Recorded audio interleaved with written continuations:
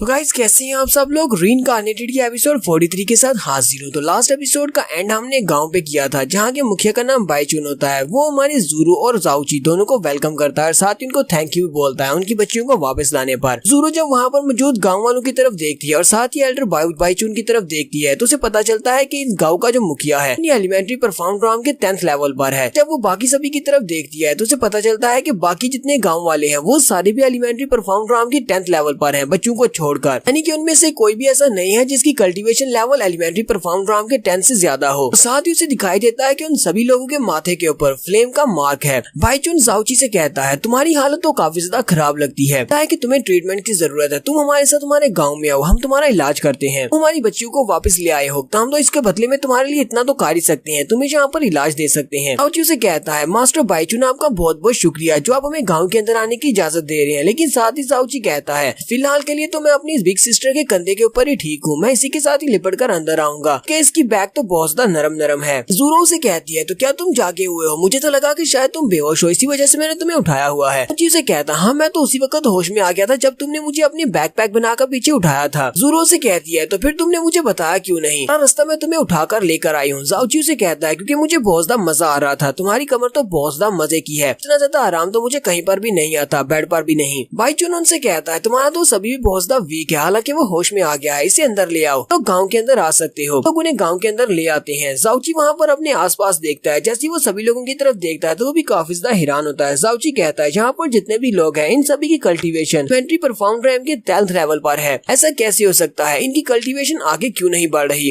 मोली उसे कहती है हाँ मुझे भी ऐसा ही लगता है कि यही इन सभी की लिमिट है। ऊपर से इन सभी के माथे के ऊपर जरा आग का निशान तो देखो, यहाँ से फीनिक्स एसेंस महसूस हो रही है। तो फीनिक्स एसेंस का नाम सुनते ही बहुत ज्यादा हैरान हो जाता है क्योंकि उसने फीनिक्स के बारे में पहले से सुन रखा है। वो कहता है ये तो प्रीमोर्डियल डिवाइन बीस्ट है जो कि कहानियों में बताया गया है, ये तो वही फीनिक्स है, ये एसेंस तुम्हें यहाँ पर महसूस हो रही है। मोली उसे कहती है हालांकि इसकी एसेंस बहुत ज्यादा फेंट है लेकिन फिर भी यहाँ पर मुझे फीनिक्स की एसेंस ही महसूस हो रही है। मोली कहती है कहीं ऐसा तो नहीं है कि वो इंफीरियर लेजेंडरी बीस्ट जहाँ पर इस जमीन के ऊपर आया था, यानी कि इस जगह के ऊपर आया था, वजह से उसका एसेंस यहीं पर है इसी इलाके में, और ऊपर से इन सभी के माथे के ऊपर जो निशान है वो भी उसी फीनिक्स का ही निशान है। लगता है कि इन सभी गाँव वालों के पास फीनिक्स की ब्लड लाइन है, इसी वजह से तो इनके माथे के ऊपर फ्लेम का निशान है, लेकिन इनके माथे के ऊपर जो कलर है वो काफी ज्यादा डिफरेंस है। मैंने भी काफी सारे लोगों को देखा है जिनके पास फीनिक्स की ब्लड लाइन होती है, उनके माथे के ऊपर जो निशान होता है वो इससे अलग होता है। ऐसे लोगों के माथे के ऊपर जो निशान होता है वो नॉर्मली हिडन होता है, जब वो लोग अपनी पावर्स को रिलीज करते हैं तभी वो मार्क उनके माथे के ऊपर नजर आता है। अब इन सारे गाँव वालों के माथे के ऊपर जो निशान है ये तो हर वक्त विजिबल है, ये सभी को दिखाई दे रहा है। बाइचुन उन्हें घर देता है और कहता है तुम दोनों यहीं पर आराम कर सकते हो। बाइचुन खुद भी घर के अंदर आ जाता है। वो दोनों जैसे घर के अंदर आते हैं तो जाओची से कहता है क्लैन लीडर फैंग मुझे तुमसे कुछ पूछना है, तुम सभी गाँव वाले फीनिक्स की ब्लड लाइन रखते हो और तुम सभी लोग यहाँ पर इसके रूइंस के गार्डियंस हो। ज़ूरो भी ये बात सुनते ही बहुत ज्यादा हैरान हो जाती है। साथ ही वो हमें इस बारे में बताती है कि ये कौन सा डिवाइन बीस्ट है। वो कहती है ये तो वही डिवाइन बीस्ट है, फीनिक्स एम्पायर वाले जिस डिवाइन बीस्ट की पूजा करते हैं। आखिर ये फीनिक्स यहाँ पर क्यों आएगा इस जगह के ऊपर। तो बाइचुन जाओची की बात सुनने के बाद पता नहीं ये हंस रहा है या फिर रो रहा है, लेकिन उसकी आंखों से पानी निकल रहा है। वो वहाँ पर पीछे की तरफ घूम जाता है और जाओची से कहता है तुम्हें लगता है कि हम लोग यहाँ पर फीनिक्स के गार्डियन क्लैन से हैं, ऐसा नहीं है, हम तो सिर्फ एक छोटा सा क्लैन है, हमारी तो कल्टीवेशन भी बहुत ज्यादा लो है, फिर हम लोग किसी डिवाइन फीनिक्स की एसेंस के गार्डियन कैसे हो सकते हैं। तुम्हें हमारे माथे के ऊपर ये निशान देखकर लगा होगा कि हम लोग गार्डियन क्लैन से हैं फीनिक्स एसेंस की वजह से, लेकिन ये तो हमारे लिए एक श्राप है जिसकी वजह से हमें हमारे क्लैन से दूर कर दिया गया और हम लोग इस जंगल के अंदर भटक रहे हैं। दादी बाइचुन गुस्से के साथ जाओची से कहते हैं अब जबकि तुम्हें हमारे फीनिक्स के साथ रिलेशनशिप के बारे में पता है तो तुम्हें यह भी पता होगा कि यहाँ पर कुछ ट्रेजर्स भी हैं कि फीनिक्स की रूइंस के अंदर छुपे हुए हैं, कहीं तुम भी उन लोगों में से तो नहीं हो जो हम यहाँ पर हमारे खजाने को चोरी करने के लिए आए हो। जाओची से कहता है नहीं नहीं तुमने तो कुछ ज्यादा ही गलत समझ लिया, मेरा ऐसा कोई भी मकसद नहीं है, हमें वो खजाना नहीं चाहिए, तुम्हारे माथे के ऊपर जो निशान देकर मुझसे रहा नहीं गया इसलिए मैंने तुमसे पूछ लिया। ऊपर से जरा देखो तो सही, तुम्हारे गाँव में जितने भी हाईएस्ट कल्टीवेशन के लोग हैं वो सभी के सभी अपनी एलिमेंट्री परफॉर्म लेवल के 10th लेवल पर है, यानी कि इनसे ज्यादा तुम्हारी कल्टीवेशन क्यों नहीं बढ़ रही, इसी वजह से मैंने तुमसे पूछा है। तुम सभी की कल्टीवेशन तो बहुत ज्यादा लो है, तो फिर तुम सभी लोग यहाँ पर किसी डिवाइन फीनिक्स की रक्षा कैसे कर सकते हो, क्योंकि इस जंगल के अंदर तो बहुत ही पावरफुल परफॉर्म लेवल के बीस्ट भी रहते हैं, कोई भी कहीं से भी आकर तुम्हारे पर अटैक कर सकता है। बाइचुन से कहता है तुमने बिल्कुल ठीक कहा, हमारी कल्टीवेशन लेवल काफी ज्यादा लो है और हमारे लिए इस जगह को गार्ड करना काफी ज्यादा मुश्किल है। वक्त था जब हमारी कल्टीवेशन भी काफी अच्छी हुआ करती थी और हमारा क्लैन भी काफी ज्यादा प्रॉस्पेरस था, लेकिन उसके बाद हमारे पर हीवन की रैत बरसी जिसकी वजह से हीवंस के गार्ड हमारे साथ बहुत ज्यादा गुस्सा थे, हमारे पास और कोई रास्ता नहीं था, हमें यहाँ पर आइसोलेट आइसोलेशन में रहना पड़ा। हम लोग अपने मेन क्लैन से अलग हो चुके हैं और बहुत ज्यादा वीक हैं। अगर मैं तुम्हें सच बताऊं तो यहाँ पर वाकई में फिनिक्स की रूइंस हैं जिनको हम लोग गार्ड करते हैं। वो इस एरिया के पीछे वाली साइड पर है। उसी जगह के ऊपर फिनिक्स की बची कुची सारी एसेंस की पावर है, जबकि यहाँ पर एक लेजेंडरी फिनिक्स की लाइफ एसेंस है। तो उसके होते हुए यहाँ पर कोई पावरफुल परफॉर्म बीस्ट कैसे आ सकता है? सभी बीस्ट उससे डरते हैं। साउची उसकी बात सुनते ही बहुत ज्यादा खुश हो जाता है और कहता है तो इसका मतलब ये बात सच है कि यहाँ पर फिनिक्स की रूइंस मौजूद है, जबकि मैं यहाँ पर एक ऐसी जगह पर आ चुका हूँ जहाँ पर फिनिक्स की रूइंस है। यहाँ पर तो काफी सारा खजाना भी हो सकता है। अब ये तो वहाँ पर जाकर देखना पड़ेगा। बाइचुन उनसे ये बात करने के बाद बाहर चला जाता है और उनसे कहता है ठीक है तुम लोग यहीं पर रेस्ट करो, मैं बाहर जा रहा हूँ। बाइचुन के वहाँ से चले जाने के बाद सीनियर सिस्टर जाउची से कहती है जुनची तुम्हारी इंजरीज कैसी है? हम लोग एक बहुत ही ऊंची जगह से नीचे गिरे हैं। इतनी ऊंची जगह से गिरने पर तुम्हें कुछ ना कुछ चोटें तो जरूर लगी होंगी। जाउची से कहता है नहीं मुझे कोई भी चोट नहीं लगी। मैंने तुम्हें पहले भी कहा था कि मेरी बॉडी आयरन से बनी है, इसी वजह से मुझे चोट नहीं लगती। और ऊपर से मैं एक बहुत ही बड़ा जीनियस डॉक्टर हूँ। जीनियस डॉक्टर होने की वजह से मेरे पास काफी सारी मेडिसिन है जिनको खाकर मैं अपनी बॉडी को जल्दी से रिकवर कर लेता हूँ। जोरो से कहती है अच्छा ठीक है तुम एक डिवाइन डॉक्टर हो, लेकिन इसका मतलब ये नहीं है कि तुम ऐसे ही किसी की जान बचाने के लिए अपनी जान को खतरे में डाल दो। फिर वहाँ से ऊंचाई के ऊपर से गिरने के बाद तुम नीचे आकर मर जाते, मेरी जान बच जाती तो मैं अपनी सारी जिंदगी कभी भी अपने आप को माफ नहीं कर पाती कि मेरी जान बचाते हुए तुम्हारी जान चली गई। तो हमारा साउची जल्दी से आगे बढ़ता है और उसके चेहरे पे हाथ रखते हुए कहता है सीनियर सिस्टर मुझे ये बात अच्छी तरह से पता है क्या तुम्हारे साथ ऐसा कोई भी ताल्लुक नहीं है, लेकिन फिर भी तुम जाओ सेक्टर वालों से मेरी जान बचाने के लिए वहाँ पर आई। तुम्हारे ऊपर पहले से एक बोझ था, इस वजह से वहाँ पर तुम्हारी जान खतरे में पड़ी। फिर भी यहाँ पर तुम सारा इल्जाम अपने ऊपर लेने की कोशिश कर रही हो। तुम्हारे बिल्कुल ठीक कहा था कि सीनियर सिस्टर बहुत ज्यादा अच्छी है और सभी की बहुत ज्यादा केयर करती है। ज़ोरो भी आगे से शर्माना शुरू कर देती है और साउची से कहती है जूनियर ब्रदर मेरे पास बहुत सारे प्रोटेक्टिव इक्विपमेंट्स हैं, मैं उनको यूज करके अपनी जान बचा सकती हूँ, कैसी ही बुरी सिचुएशन क्यों ना हो। अगली बार अगर इस तरह की कोई सिचुएशन आती है तो तुम्हें मेरे लिए अपनी जान को खतरे में डालने की जरूरत नहीं है। जाउची उसे कहता है नहीं मैं ऐसा बिल्कुल भी नहीं कर सकता और वो पीछे की तरफ मुड़ जाता है और यहीं पर वो उस लड़की के बारे में बताता है जिसका उसने एक बार सपना देखा था। हम इस लड़की को पहले देख चुके हैं। जाउची इसी लड़की की स्टोरी बताता है। जाउची कहता है एक बार एक लड़की थी जो मेरी बहुत ज्यादा केयर करती थी, वो मुझे काफी ज्यादा अच्छे से ट्रीट करती थी, दुनिया में सबसे ज्यादा बेस्ट थी। इन एंड पर क्या हुआ, वो मेरी ही बाहों में उसने दम तोड़ दिया, मेरी वजह से वो मारी गई क्योंकि मैं उसका ख्याल नहीं रख पाया। लेकिन मैं अभी तक उस दर्द को नहीं भूल पाया। हालांकि मैं मरने के बाद दोबारा से रीबॉर्न होकर यहाँ पर तुम्हारे सामने खड़ा हूँ, लेकिन फिर भी मुझे अभी भी उसका दर्द महसूस होता है कि मैंने उसकी जान क्यों नहीं बचाई। उस बहुत ही प्यारी लड़की की मौत के बाद मैंने ये फैसला किया कि अगर जिंदगी में कभी भी मुझे कोई और ऐसी लड़की मिली जो कि मेरा जरा सा भी ख्याल रखेगी तो मैं उसको कभी भी मरने नहीं दूंगा, चाहे उसके लिए मुझे अपनी ही जान क्यों न गंवानी पड़े। ज़ोरो साउची की बात सुनने के बाद उसे कहती है तुम तो बिल्कुल बड़ों की तरह बातें करते हो, तुम्हारी उम्र सिर्फ 16 साल है, तुम्हारी शादी हो चुकी है और तुम्हारी वाइफ बहुत ज्यादा खूबसूरत है और इसके अलावा तुम्हारे पास एक मेडन भी थी जिसने तुम्हारे लिए अपनी जान दे दी। इसके लिए तुम यहाँ पर रो रहे हो। ताकि कि औरतों के साथ तुम्हारे काफी सारे रिलेशनशिप है, तुम तो वाकई में एक बहुत ही बुरे इंसान हो। साथ ही ज़ोरो आगे से हंसना शुरू कर देती है जबकि जाउची हमारा काफी ज्यादा उदास होता है उस लड़की के बारे में बात करके। ज़ोरो से कहती है लगता है कि तुम परेशान हो, चलो ठीक है अब जल्दी से लेट जाओ, तुम आराम करो। अगले दिन सुबह सुबह का सीन दिखाया जाता है। जाउची अपने बिस्तर पर सो रहा होता है कि उसी वक्त उसे बाहर से किसी के चिल्लाने की आवाज आती है। कोई कहता है जल्दी से जल्दी बैक माउंटेन के ऊपर जो सील है उसको अनलॉक करो, नहीं तो मैं तुम्हारे पूरे के पूरे क्लैन को डिस्ट्रॉय कर दूंगा। जबकि बाइचुन को उन लोगों ने काफी ज्यादा पीटा होता है। बाइचुन उसे कहता है हम सभी लोग तो बस एक छोटे से क्लैन के मेंबर्स हैं, हमारी स्ट्रेंथ भी इतनी ज्यादा नहीं है, क्या तुम्हें लगता है कि हम लोग यहाँ पर किसी खजाने की रखवाली करने के लिए बैठे हुए हैं? किसी भी ट्रेजर के बारे में नहीं पता, हमें नहीं पता तुम किस बारे में बात कर रहे हो। प्लीज मैं तुम्हारे सामने भीख मांगता हूँ, हमें यहाँ से जाने दो, हमने कुछ भी नहीं किया। उसके सामने जो बॉस बैठा होता है उसका नाम ब्लैक डीमन होता है जो कि ब्लैक डीमन मर्सनरी ग्रुप का लीडर है। तो उसी वक्त ब्लैक डीमन का साथी आगे बढ़ता है और बाइचुन को किक मारते हुए कहता अपनी बकवास बंद करो, तुम झूठ बोल रहे हो, हमें पता है कि तुम यहाँ पर खजाने की रखवाली कर रहे हो। उसकी दोनों बच्चियां भागती हुई आगे बढ़ती हैं अपने फादर के पास। मुन्ना उसे कहता है क्या हम तुम्हें कोई बेवकूफ दिखाई देती है, तुम इस जंगल के बीचों बीच अपना क्लैन बसाकर बैठे हुए हो, यहाँ पर बहुत सारे खतरनाक बीस्ट रहते हैं, तुम्हें लगता है कि कोई आम सा गाँव वाला यहाँ पर आकर अपना बसेरा लगा सकता है। ब्लैक डीमन भी उसे कहता है क्या तुम मेरे बारे में जानते हो कि मैं कौन हूँ? मेरा नाम ब्लैक डीमन है और मैं ब्लैक डीमन मर्सनरी ग्रुप का लीडर हूँ। जहाँ पर तुम्हारे जैसे कचरू को मारने का कोई भी इरादा नहीं है क्योंकि तुम सभी लोग मेरे सामने कचरे से ज्यादा कुछ भी नहीं हो, तुम्हारी कल्टीवेशन बहुत ज्यादा लो है। वो अपने बैट को अपने हाथ में पकड़ता है और बाइचुन से कहता है चलो अब जल्दी से रजिस्ट करना बंद करो, जल्दी से जल्दी मुझे बताओ कि खजाना कहाँ पर है। अगर तुमने मुझे खजाने के बारे में अभी नहीं बताया तो मैं तुम्हारे गाँव के 100 लोगों को मार डालूंगा। बाइचुन चिल्लाकर उसे कहता है मैंने तुमसे कहा ना कि यहाँ पर कोई भी खजाना नहीं है, पर जो तुम्हें कह दिया क्या तुम्हें समझ नहीं आती? हमें इस बारे में नहीं पता, पता नहीं तुम यहाँ पर कौन सी सील की बात कर रहे हो, हमें तो सील के बारे में भी नहीं पता। ब्लैक डीमन का साथी उसे कहता है कैप्टन मुझे लगता है कि ये बंदा सच बोल रहा है, यहाँ पर वाकई में कोई खजाना नहीं होगा। बॉस उसे कहता हाँ मुझे भी ऐसा ही लगता है, यहाँ पर कोई खजाना नहीं होगा, वरना इतनी मार खाने के बाद ये हमें जरूर बता देता। साथ ही उसे कहता है बॉस लेकिन वो खूबसूरत लड़की वो तो यहीं पर है, हमें वो लड़की भी इनसे चाहिए, अगर खजाना नहीं तो वो लड़की ही चलेगी। तो ब्लैक डीमन बाइचुन से कहता है कल एक लड़की हमारे पास से भागी है, वो यहाँ पर तुम्हारे गाँव में आई है, तुम्हारे पास यहाँ पर खजाना नहीं है, फिर वो लड़की हमारे हवाले कर दो और हम तुम्हें छोड़ देंगे। बाइचुन से कहता है तुम यहाँ पर किस लड़की को ढूंढ रहे हो, मुझे किसी लड़की के बारे में नहीं पता। उसी वक्त वो बॉस अपनी पावर्स को यूज करते हुए उसकी दोनों बेटियों को खींचते हुए अपने पास ले आता है। उसमें से एक लड़की को पकड़कर उसकी आंखों के पास अपनी उंगली करते हुए कहता है छात्र तुम अभी भी मेरे सामने नाटक कर रहे हो कि तुम्हें उस लड़की के बारे में नहीं पता। देखते हैं जब मैं तुम्हारी बच्ची की आंखें एक एक करके बाहर निकालूंगा उसके बाद तुम मुझे बताते हो या नहीं। तो यहाँ पर हम लोग अपनी एपिसोड 43 का एंड करेंगे। एपिसोड की एक्सप्लेनेशन अच्छी लगी हो तो कमेंट करके जरूर बताइएगा। चैनल को सब्सक्राइब कर दें, वीडियो को लाइक और शेयर कर दें। शुक्रिया।